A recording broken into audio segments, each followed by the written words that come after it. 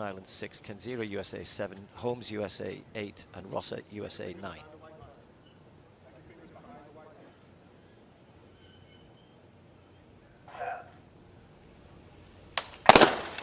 From the inside. Well, they get away safely this time. Benjamin, not the best of starts, but McMaster's gone off very quickly, just rises first to that first hurdle, down the back straight into the breeze. Now a little bit more even. Benjamin just moving up on McMaster, and the two of them making ground on Kenzira, who's in lane 7 as well, and going well. TJ Holmes and Rosser out in 8 and 9, but it's Benjamin now starting to take control. McMaster responds as the American moves through inside him.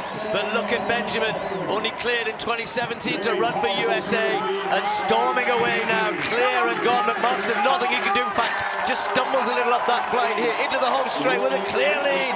Now it's all about Benjamin and how quick he can go. Flies over the last barrier. They're watching the clock. Here he goes, Benjamin, 47.16. Well,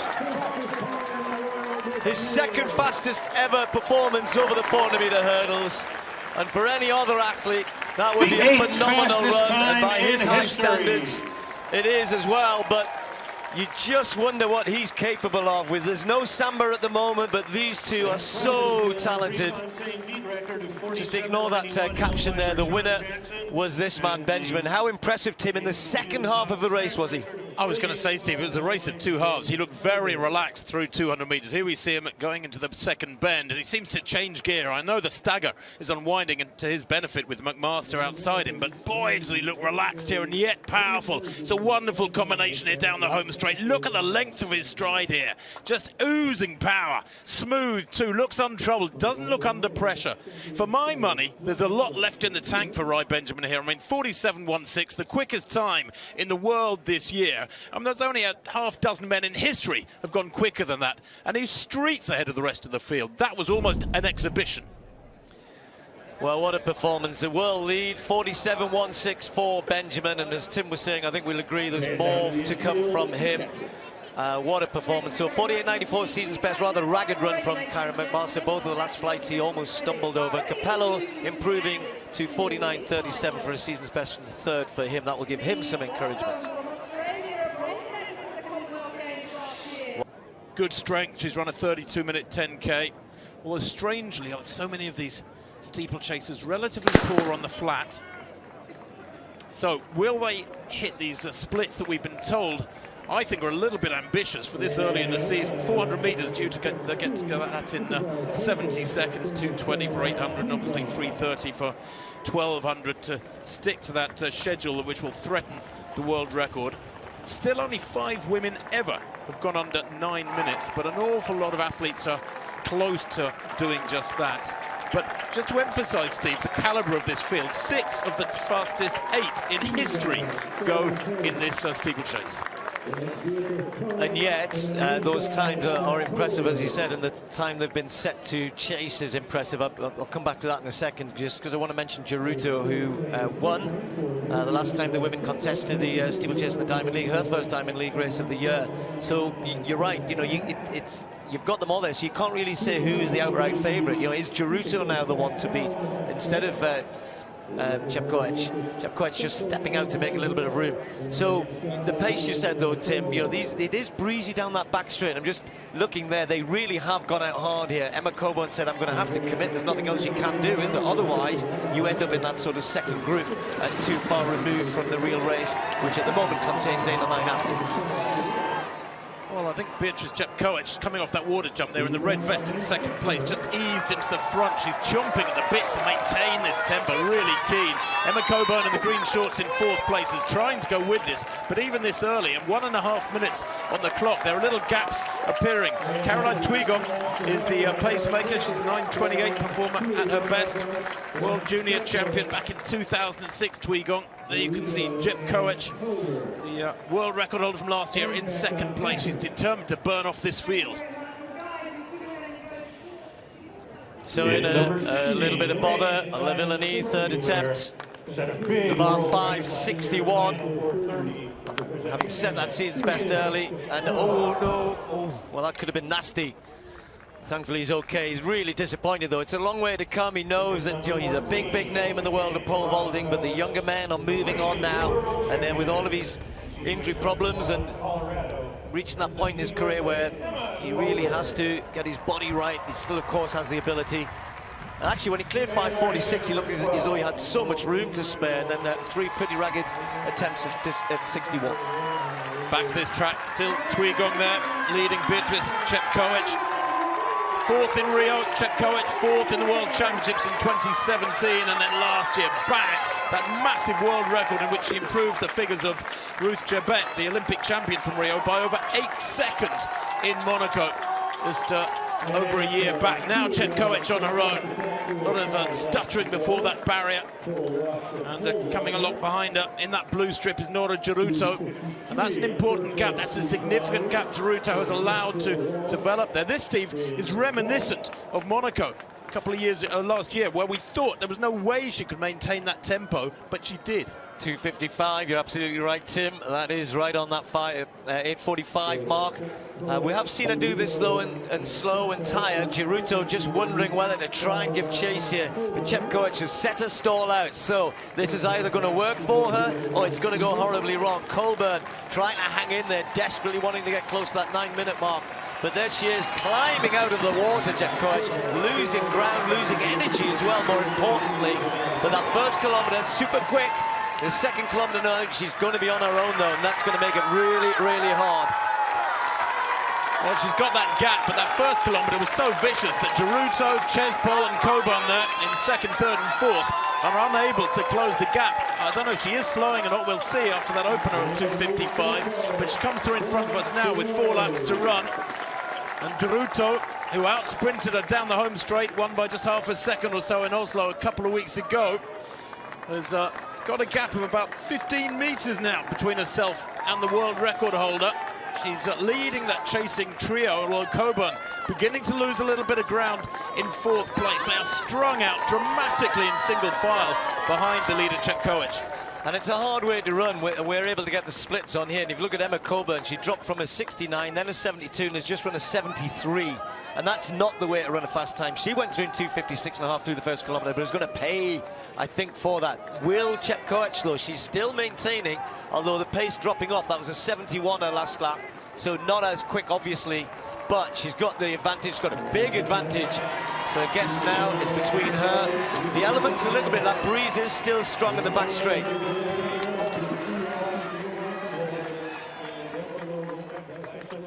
Well, this is our first look at the NCAA champion, Chris Nielsen, getting everybody very excited, getting closer and closer to the 6-metre mark. His first Diamond League competition. He did go to the World Championships a couple of years back, coached by Derek Miles, former Olympic bronze medalist. They're on a sub-9-minute Powerful pole vaulter. No.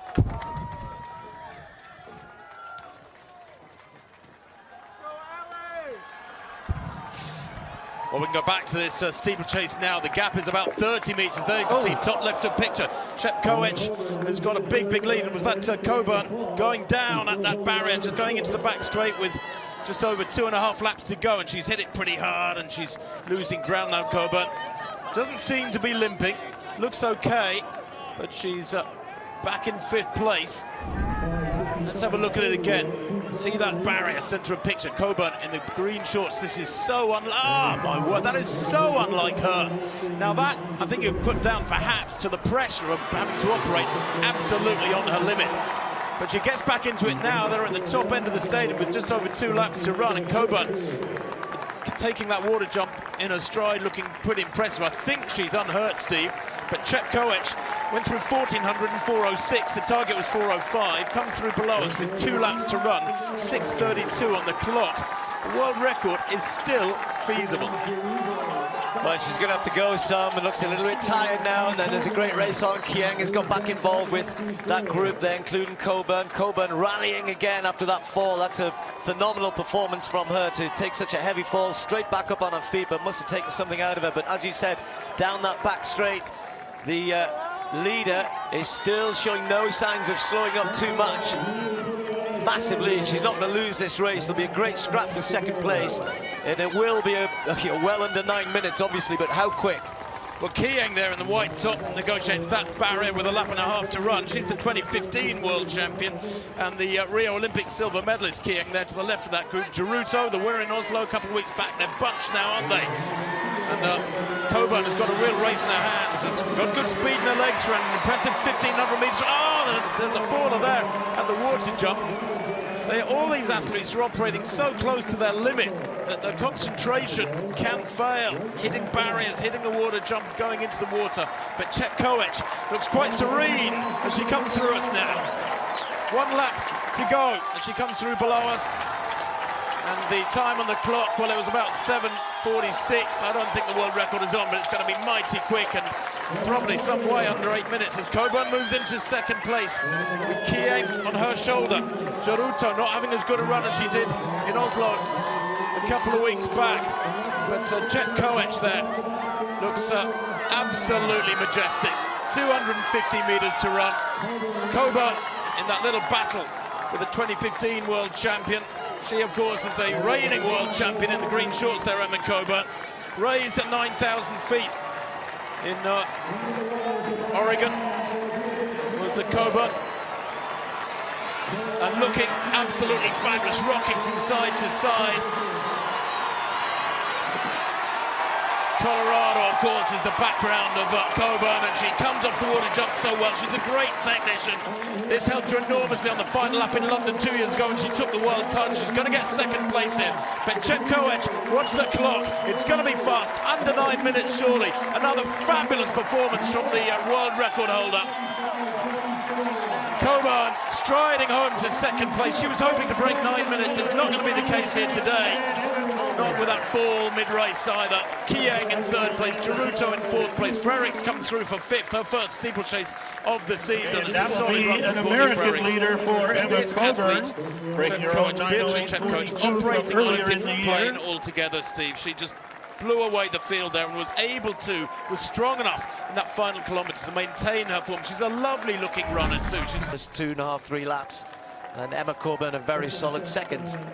Well, Emma Coburn will tantalisingly have to keep waiting for that sub-9 minute clock, which surely will come. Chepkoech, they're high-fiving with this really good crowd at this Cobb track and Angel Field facility. Beautiful little stadium. It's got a really cosy feel to it. It feels almost claustrophobic in a good way. As we see Chepkoech's win there ahead of Coburn, Kieng and Jep Kamayan. Courtney Frerichs, 9:09 in her first outing of the summer is really solid too. And I think so many of these athletes, we've got to remember, are gauging their efforts and their peak for the season with the World Championships in Doha, perhaps the main goal. In 5, right in the middle, Bowie, the world champion in 6, Sha'Carri Richardson, the youngster, just freshly become a professional in 7, Daniels in 8, Gardner in 9. Great start there from Richardson. Sha'Carri Richardson third from left, going really well at the moment is Talu. Talu leading at the moment and going well as well is Alea Hobbs. Hobbs and Talu battling this one out. Talu's going to get there. Well, Fraser Price was nowhere. What is going on there? She was way back, 2 or 3 metres down on Marie-Josée Talu.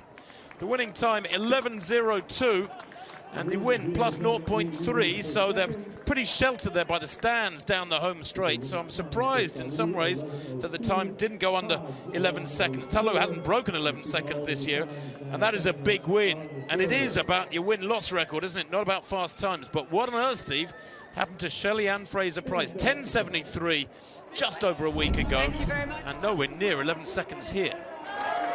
No, she got out okay, was right there with Talu, and then just goes backwards, just not even running. I mean, she's gone through the motions. It just doesn't look as though she was putting her foot to the full throttle. Or if she was, there was nothing there. A bit of a, I guess, a wake-up for Sha'Carri Richardson as well. When you get into this sort of level, it's a little bit different. Diamond League against the big names, the big world stars. You've got to get out there and perform, but it's good experience for the 19-year-old. So was it, again, she got a pretty good start. But yes, Shelly-Ann Fraser-Pryce. We were all so excited after that 10:75 to see what she could do here. Well, we're going to have to wait a little bit longer, aren't we, to see that sort of run again. But Talu will be delighted. Well, Tori Bowie, the world champion in her first outing of the year, also way down. She won't be too bothered, I guess. She'll be looking at Doha, which is a long way away. She was in 7th place, Tori Bowie, 11:30. Fraser-Pryce, 11:39. Higher a run from her. Season's best for Marie-José Talou to down a strong field. Hobbs in second, 11.04, and Daniels back in third place. Richardson, the youngster, in her first pro race, 11.15, and from second or third to Semenya, 7 times RJ Wilson. Well, RJ Wilson has got a mountain to climb here. She is to defeat Semenya. Remember, Semenya came out in Doha right at the beginning of this Diamond League series in early May and ran 1:54.98. It's still the quickest time in the world this year, almost 3 seconds quicker than anybody else. Pacemaker, Krishuna Williams, tasked with going out here in around 56 seconds for 400 meters. And if Semenya were to go with that and put in a strong second half, well, who knows what she could do. The world record, 1:53.28, goes back to 1983. That might be a bit optimistic, Steve, but Semenya has dominated 30 races in a row now. She hasn't been beaten in her last 30 800-meter races. Well, she's going to have to really latch on to the pace here because she'll be obviously again left out on her own. Wilson not too far away here. Williams went through around about just inside 28 seconds and it's spot on through 400. 56.41 is slowing in front of Semenya and she wants a fast time. She's going to have to go past her at this point. You can see how she's getting blocked here and is just slowing, and you lose valuable time. Look how the field are just closing, and now she decides to go past. 300 to go. Semenya then, familiar position this. Semenya leading by 5 meters. RJ Wilson in second place. Alemu, the young Ethiopian, in third place. Raven Rogers now moving up down the outside with that long flowing reddish hair as Semenya hits 200 meters to go. Hasn't really opened up much of a gap on the others, but will she do now? Yes, she begins to ease away that long raking stride of hers. She's so powerful, so relaxed is Semenya. Not really driving hard yet, is she? Remember, she's a world-class 400-meter runner. She's broken 4 minutes from 1500. She's got the full armory, and she's opened up another 5 meters around that final bend, and striding away down the home straight here. RJ Wilson looks to be heading for second place, under threat from Raven Rogers for third, but Semenya across the line there, 1:55.69, wins by 20 meters from RJ Wilson. Raven Rogers third, and I think that might have been Hannah Green in fourth. If it was, that was an incredible run by Hannah Green. We'll have to wait and see. But Semenya, a meeting record, 1:55.70, improving on her own meeting record time from last year. She won at Prefontaine in Eugene, and that looked very, very run-of-the-mill and untroubled, Steve. Doesn't look hardly to have broken sweat, Caster Semenya. She's won here for the last 2 years, so that's in effect a hat-trick for the South African. It's sometimes frustrating watching Semenya. You know, you just feel as though there's more there, and that, you know, whatever the issues, we saw the fall on the top of the home straight there, but whatever the issues around everything else that's going on, you know, athletes want to go out and see how fast they can run. And she just hesitated at a time when maybe you want to push on. If you want to get the fast times in the 800, you can't sort of hang. Was who fell at the top of the home straight, but I can tell you that Hannah Green ran a massive personal best. That was her in fourth place, 1:58.75, her first time ever under 2 minutes. And there it is, Semenya, Wilson, Rogers, 1, 2, 3.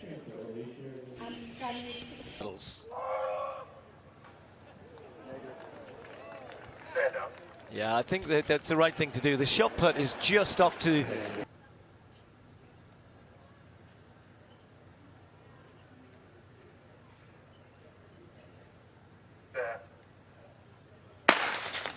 Good start from McLeod, also going well. Devon Allen gets out nicely, and Ortega's with him as well, leaving with a little bit of work to do. But right in the middle, McLeod just stumbling a little bit, and it's Ortega, and then Levy's starting to come through. This is going to be very tight on the line. Ortega gets it. Close for second after that. May well have been Levy who got the second spot, but Ortega forcing his way through. Didn't get the best start out of the bigger names. McLeod looked as though he got away well, but for whatever reason, McLeod in the middle part of the race didn't put it together. But Lucian had a good race as well over on the far side. So tight for second, third and fourth. Saw it all out in the photo finish. But it's Ortega who gets the win. Very good race from him, but it was close, wasn't it? Now that's kind of like the hurdles have been this year. Well, do you know what? So McLeod did get a really quick start. Don't let's forget he's a sub-10-second sprinter. But Ortega there in the white. All credit to him, the Olympic silver medalist, for staying focused, not being pressurised by Allen to his left, second to right. We watched them, and not being pressurised by the very quick start, intimidating start of McLeod. Very smooth that from Ortega. It's a big win, 13.24, a season's best. Not particularly quick, Steve. That doesn't matter. The wind was marginally behind them, but Ortega there, third to right, in the white vest, the smoothest of all of them. Hits that final barrier pretty hard, Ortega. Yeah, McLeod just getting his chest out there. The photo finish very tight for second, third and fourth. He may have he ran across Levy a little bit. Not sure it really hampered him, but he certainly got his chest in front of him. So to tidy up the result, Ortega with the win, season's best. And then Balassian and McLeod with the same time, but Balassian has been given second place, and 100th behind them in fourth was Levy. Great Ethiopian and Kenyan talent taking on some of the top Americans and Europeans here. Women's 3,000 meters. They've asked for a very, very quick pace in this as well. They've set out to run around about 8:20.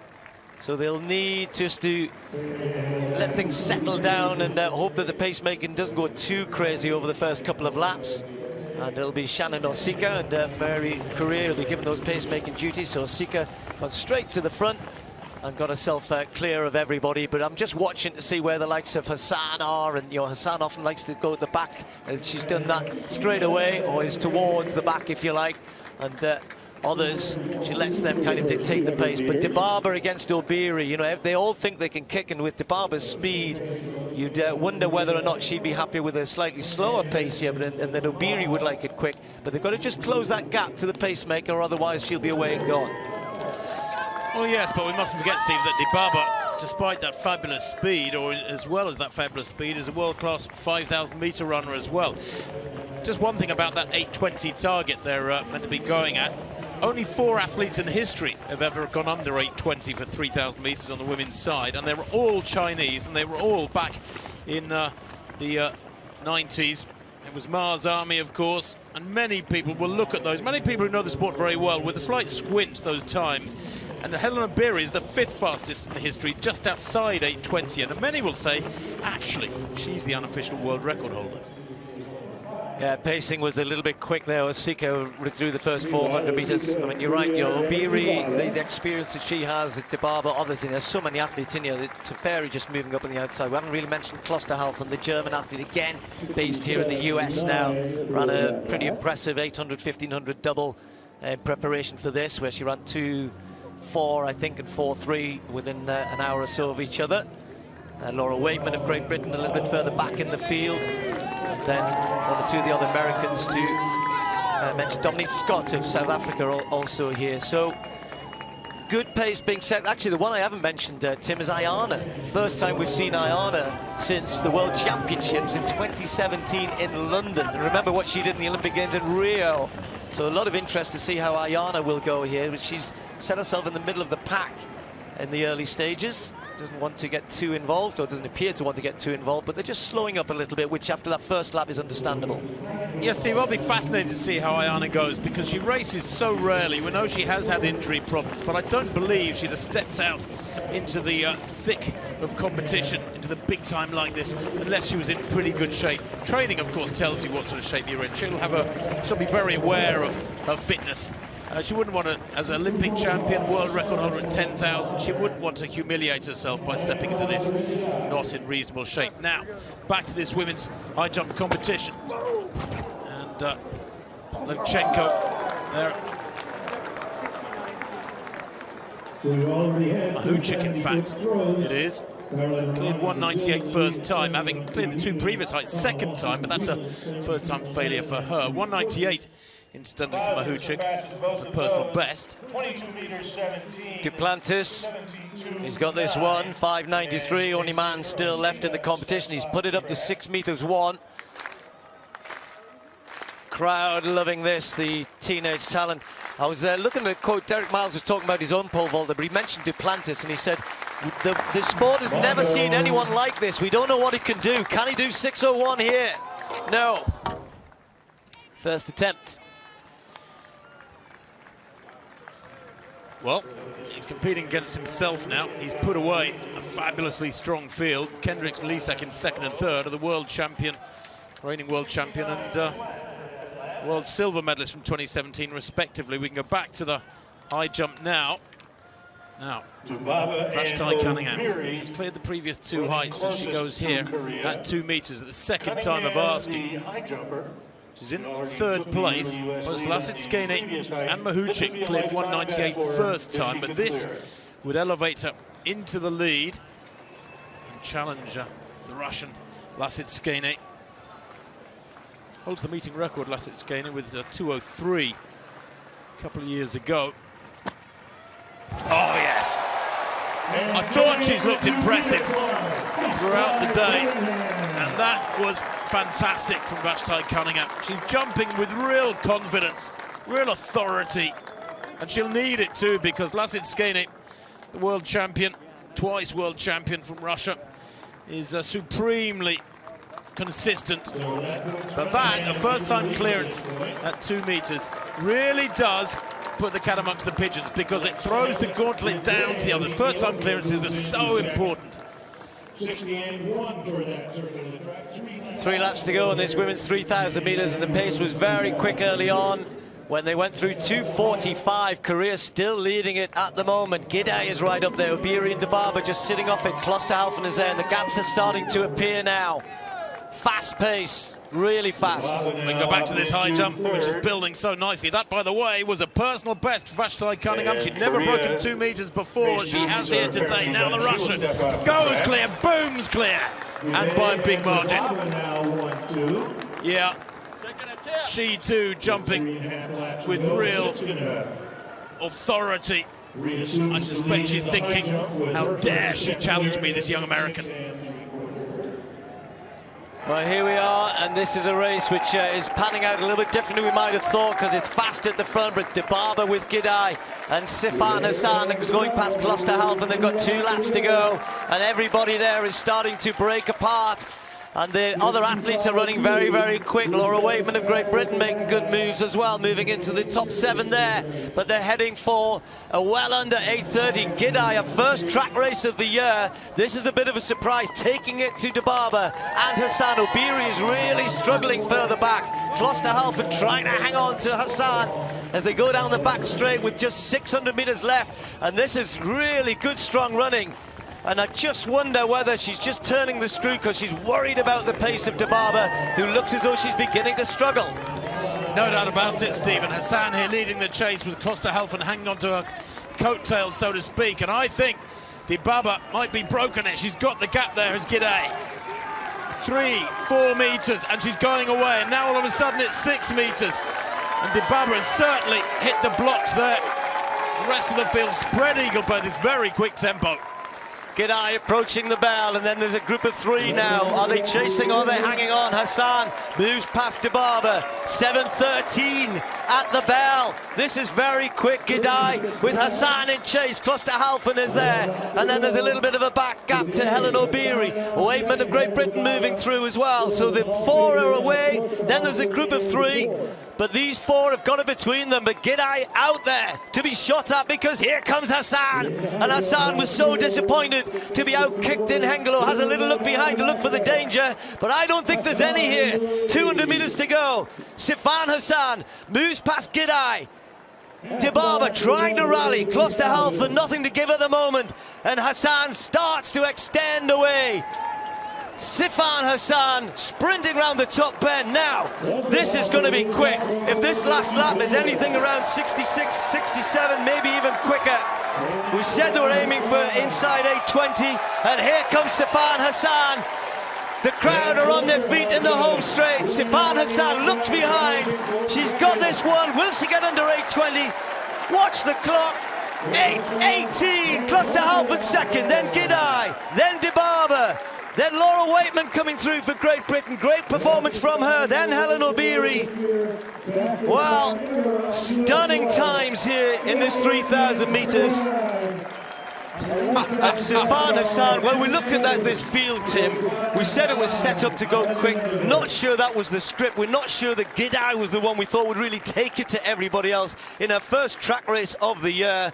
Great performance from Britain's Laura Wakeman. They're very good friends, Hassan and Wakeman, and they'll both be delighted with that 8.18. Unbelievable running in the 3,000 there, and great vaulting from Laura Wakeman in 5th place, 8.26.07. You coach her, Steve? I do. Well done. Great run from her. Look at all those times. Look at the smile on Klosterhalfen, and I mean, apart from Hassan, obviously, all those athletes will be delighted. All the way down there, first 7 inside 8.30. Tirop with a personal best as well.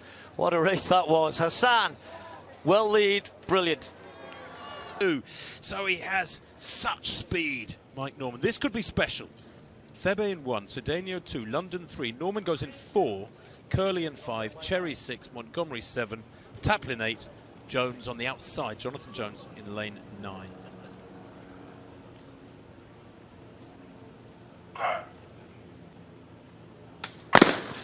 From the inside, Thebe, Mike Norman Cedeno, gets away London, quickly. Norman, Curley, Cherry, Fully ready, Montgomery, making up a bit of ground on Jones. Fred Curley, their centre of picture. Norman with the headband in shot now, steaming down the back straight, and the Stars and Stripes hanging limply in the background as they come into the second bend. Now Norman finishes very strongly, already the world record holder indoors. Stagger unwinds in his favour here. Fred Curley running really strongly in 5 though to keep him at bay, but they come into the straight now. Is this where Norman's going to go away? He's still got a race on his hands. Curley in the black is looking strong. Now Mike Norman pumping hard, rocking from side to side. The gap there is big. Mike Cherry coming through. Montgomery, in fact, it is Mike Norman there. 44.62. Well, I expected it to be quicker, significantly quicker than that. But Mike Norman was working really hard there down the home straight. I think he cruised the first 200 seat. He didn't really attack the first half of the race and then started working around the bend. But you have to go back and you have to know an awful lot to be able to gauge these efforts correctly. Because I suspect he's training hard. He's got one eye on the World Championship, still some 12 weeks or so away. And that for Mike Norman was a very competent run, Steve. Just not as quick as perhaps we expected. No, not quite as smooth. You mentioned him, a little rock and roll in there because he came into the home straight, didn't power away. Montgomery finishes pretty strongly. You know, it is breezy. When we had a little bit of a walk around that first bend at the head round, and maybe, you know, he just didn't quite get into the race in which he would have liked, and then he's having to work hard to try and put the second half together, and not quite able to do that today. He is, you know, he's a phenomenal athlete, and I think we are going to see him consistently running in the sort of low 43s, or maybe not all the time, but that's what he's woke off the better days. Well, there is 1, 2, 3 for the USA. Norman, Montgomery and Curley, 44.62. In a field of that calibre, only Mike Norman going under 45 seconds. Montgomery looking strong down the home straight as well. Into their face round the bend.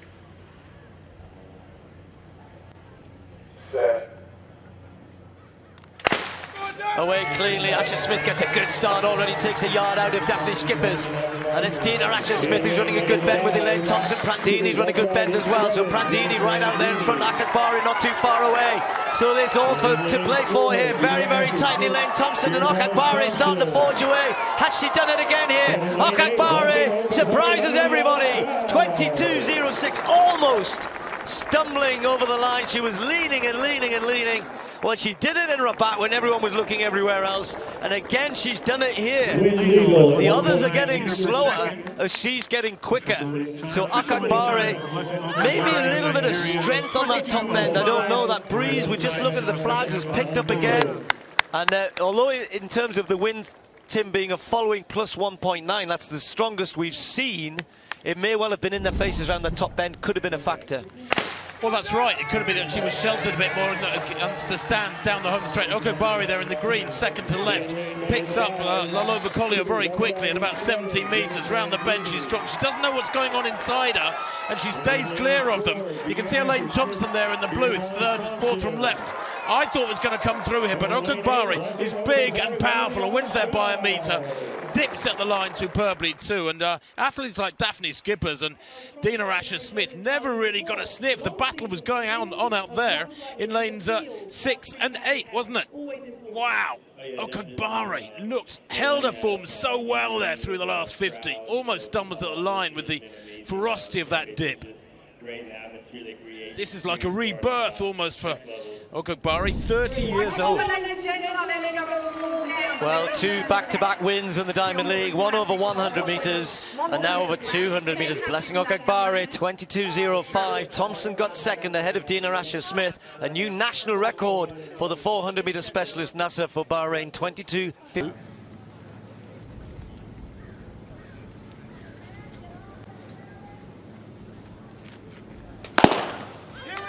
So if they go with the pace, this too could be special. They'll have been buoyed by that women's 3,000 times, the times in that race, I'm sure. 5 in this field have broken 4 minutes this year, and 8 women globally have broken 4 minutes in 2019. So there's plenty of ability out there, but will they do a good job, the 2 pacemakers? Laurence Cote of Canada will take them to 800 in 2:07, and then Jessica Harris of the USA is due to take over. Steve, the wind has picked up a little bit, ironically, over look at the Stars and Stripes near the 1500 start, just behind where they started. It's blowing quite energetically now. I was a little surprised with Laura's start as well. Look where she is. Her training partner moving up behind her there, Debut Stafford.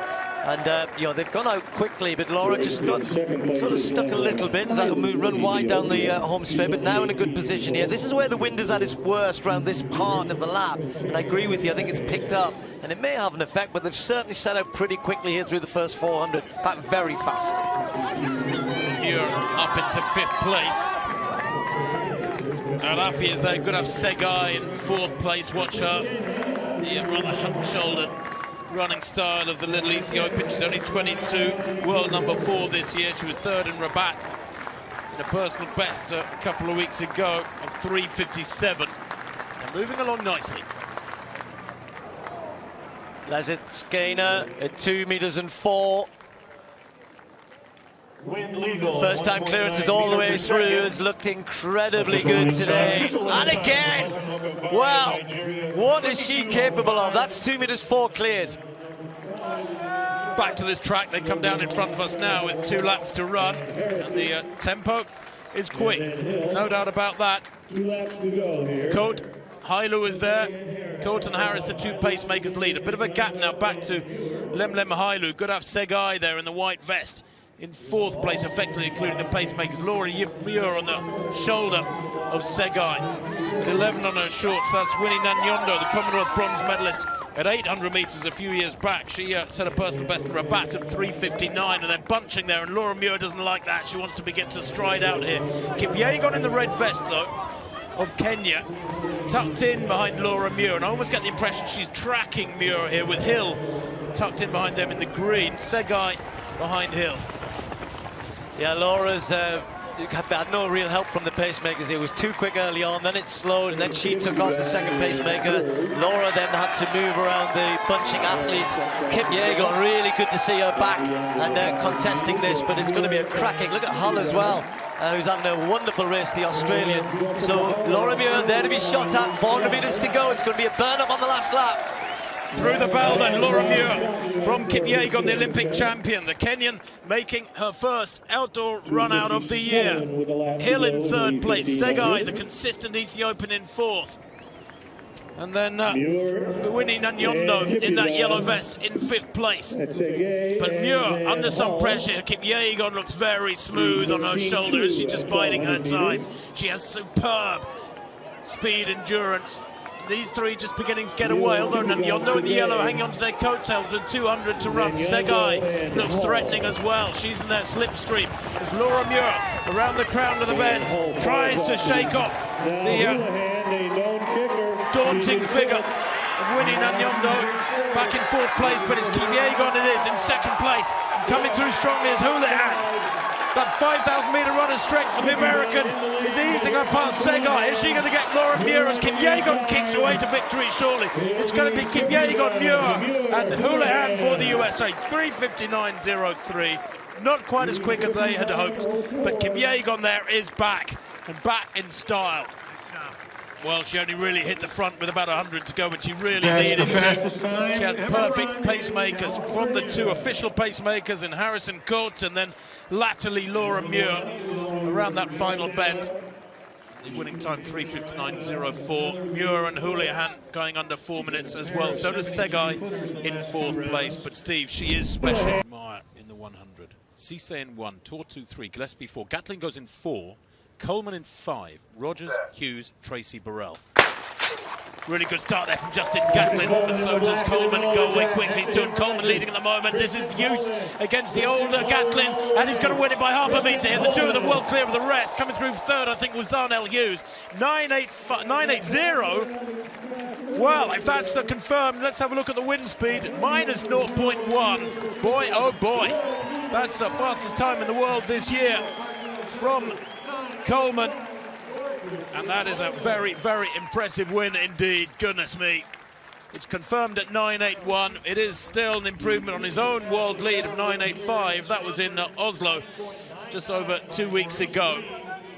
But Gatlin's start was fast, so was Coleman's. And Coleman's form, Steve, the better through the second half.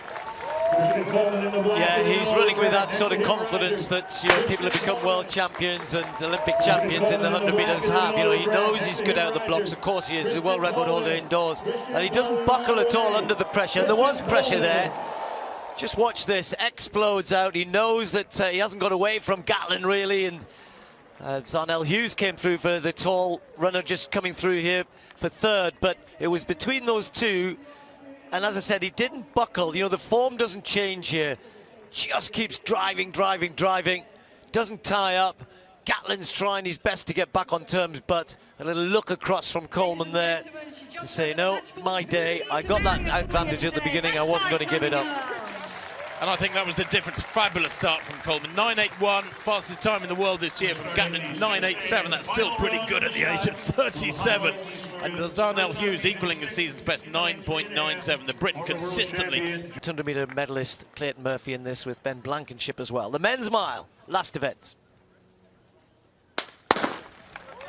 So the pace they've been asked for is a 56-second pace through to 800, through to 1,000 metres if possible. Abda's not necessarily most, well, as you can see, I'm just going to say not the most experienced, and Sign is going to help him as well, but the two of them sprinted around that first bend to get clear of the field. Kajelcha getting himself into a decent position and just settling down a little bit. Tefera moving up on the outside as well. I shall be fascinated, Steve, to see how Kajelcha goes here. He hasn't raced for a few weeks.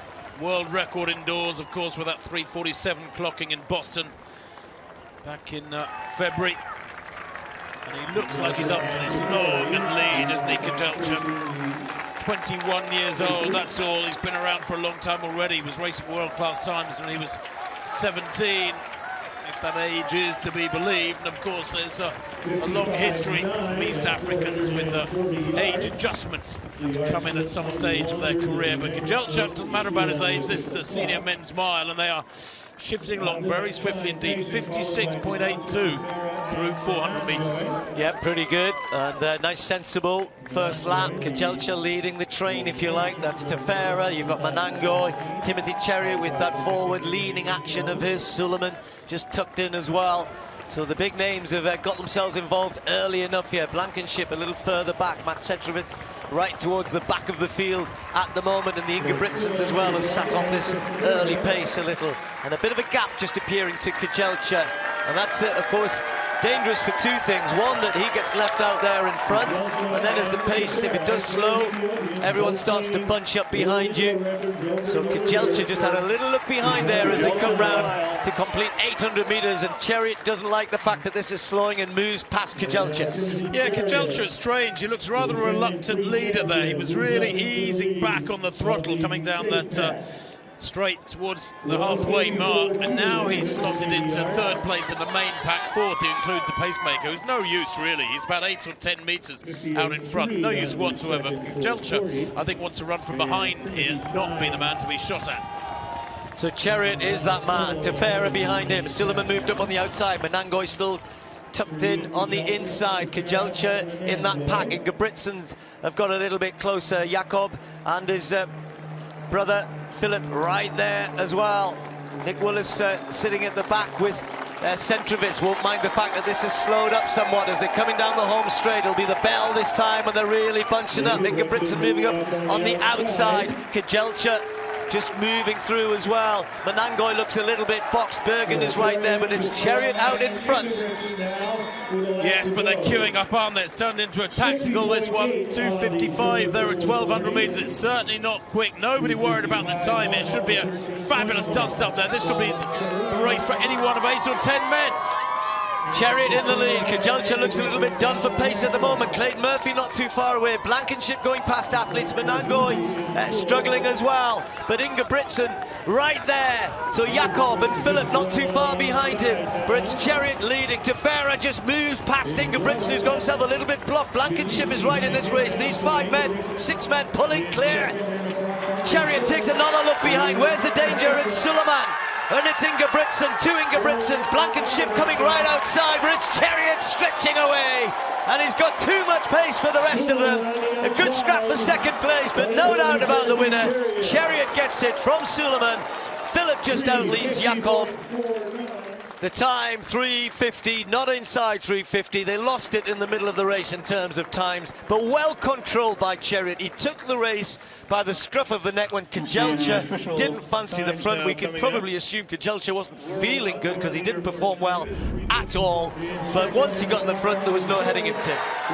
Well, Jakob Ingebrigtsen was obstructed around the final bend there pretty badly. I think it was by Tefera, but as they come down the straight, you can see that Chariot indisputably the quickest. He celebrates well before the line there. I got his last lap at about 55.1 and a 3:50 winning time there. Looked very, very comfortable indeed. He's got several seconds in hand, this man. Look at him glancing across there. I think he's looking out of the corner of his eye, or if he's looking at the clock, I'm not sure. But he was never under threat, Steve. Great battle of dust up between the Ingebrigtsen brothers. Good to see Suleiman back to something near his best. Chariot's winning time, the fastest in the world this year, 3:50.49. Centrovitz finishing quick. Craig Engels finished fast as well. PB for the American in 5th. The 2 Ingebrigtsens separated by just 200ths. So Barega, Cheptegei, Balu, Chalimo, Ahmed. Great field here. Men's 2 miles. So in old money, that's just over 8 laps of the track. 8 laps and 18 meters.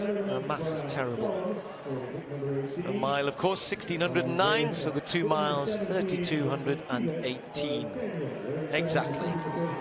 So off they go, and Bramsom. Normally Bramsom will be doing a shorter distance at pacemaker, maybe 1,500, but he hasn't been asked to go too far. He's going to try and get to about 1,000 meters.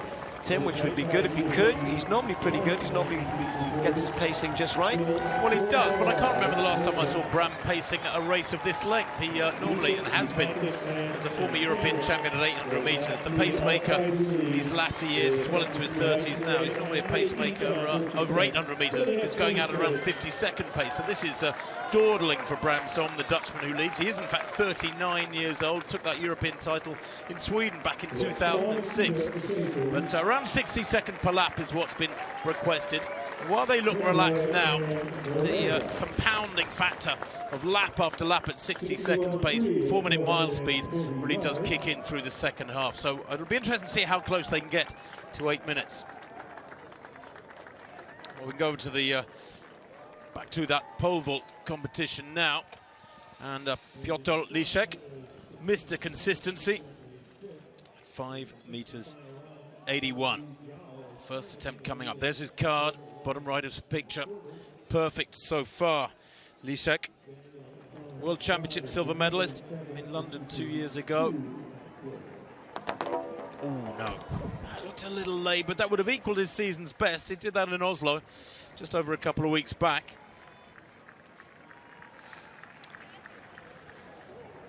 So Sam out there in front doing a pretty good job, and if you did see a split of 63 seconds, that's for the 418 meters, if you like. So they've completed 2 laps in around about 2:122, which is perfect.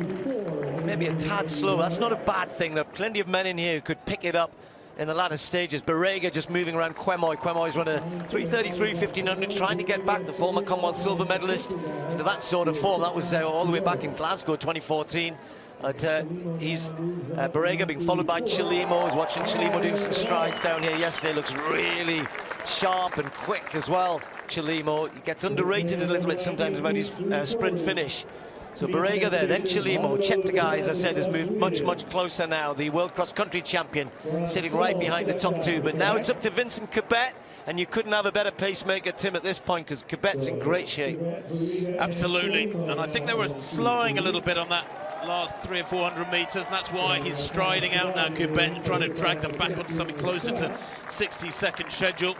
They're working for this one. You can see McSwain there, head and shoulders, well, certainly head above the majority of this field. The Australian around whom there is so much hope and optimism down under. He's a big talent, McSwain, fast and strong as well. And he's going with this. There are no significant gaps yet, but that single file up at the front end suggests they really are beginning to stretch out now. And people back in the pack, Steve, will have to be careful or they're going to miss the break here, because this is effectively a long surge from Kibet. Yeah, they're well stretched out. Look at McSwain there, almost listening to what you're saying, wants to move up a little bit. Ahmed is just inside him as he moves up. Yeto and Kwemoy just dropping back a little bit down the field.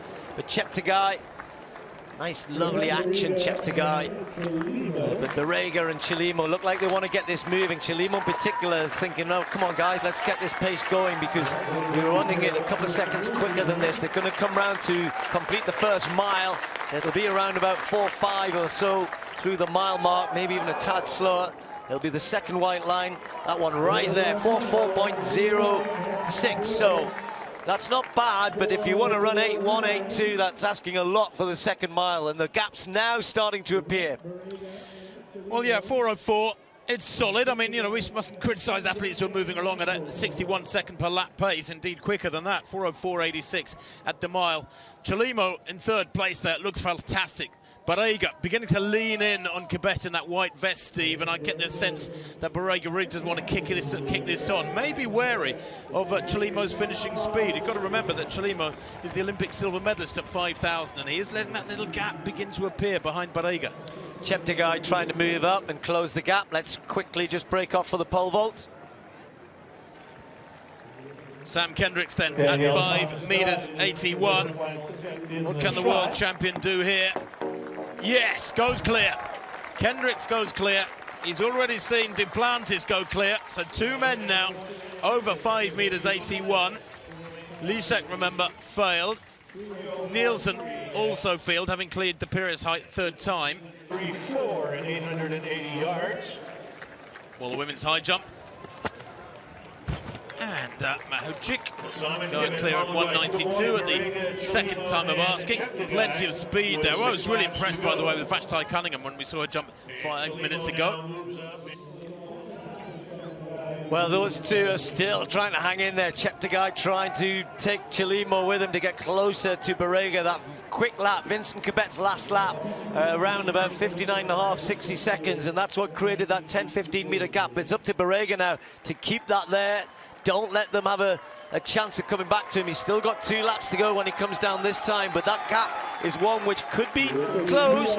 If he falters a little bit, he's got to keep on the pace here. These 3 miles ahead of everybody else. So it's Barega then. That's another 60-second lap, in fact, just inside 60 seconds. So he's picking it up.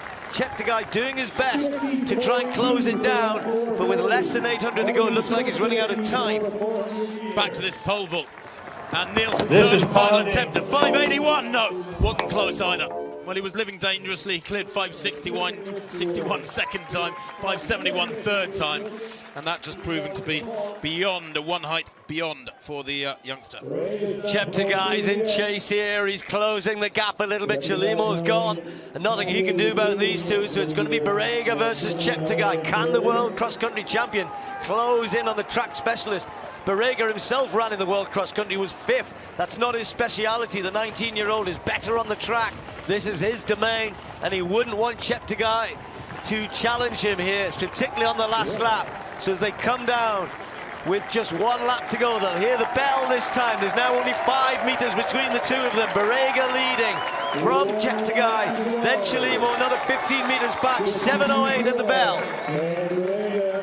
Well, Barega under pressure here. Cheptegei in second place. It's almost like taking over a relay baton 1 metre behind somebody. It's a much nicer position to be in than to be in front with somebody breathing down your neck. Psychologically, Cheptegei then to the right of picture has got the target. Steve, we know he's got enormous strength, but has he got the speed?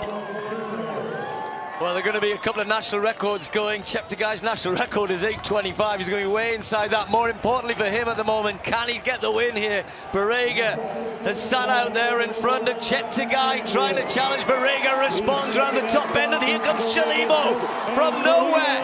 Chelimo is sprinting to get back to these two. Has he left it too late? Has he left too much to do? The crowd are on their feet here. Cheptegei, Barega and Chelimo. Cheptegei tries to get ahead, but here's Chelimo. Will he get there? It's going to be tight. Cheptegei gets the win. What a race. Wow, Barega looks across to the two of them and kind of goes, where did that come from? Because he looked to be in charge. On the last lap, Cheptegei was the only challenger, surely, but no, Chelimo from miles back gave himself just too much to do. Cheptegei strong enough just to hold him up, but what a cracking race. Tim, we've seen some great 3,000 and 5,000 metre races already this Diamond League season. There was another one. That was bizarre. Paul Chelimo looked dead and buried the last. Very cheerful, bubbly fella, Paul Chelimo. He'll be smiling and yet angry with himself, perhaps. Look at this. Off the final bend over the last 150. He was 10 metres down around the water jump. Then they come into the home straight, and I thought he was going to get there, but all credit to Vincent Cheptegei, because he's the man who stays aware here of the attack from Chelimo, who just misses out by inches. Barega looked like he had it sewn up a couple laps out, loses and finishes in third place. But Chelimo here just gave himself a little bit too much of a mountain to climb. Cheptegei, impressive speed for a world cross-country champion. Chelimo ran 56.1 for his last 400 metres.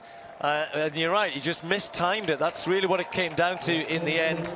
Just mistiming it, but rewarded with a personal best. All of the first three men did, and then indeed, of course, a world lead. We don't run the 2 miles all that often. Maybe we should. That was a cracking race.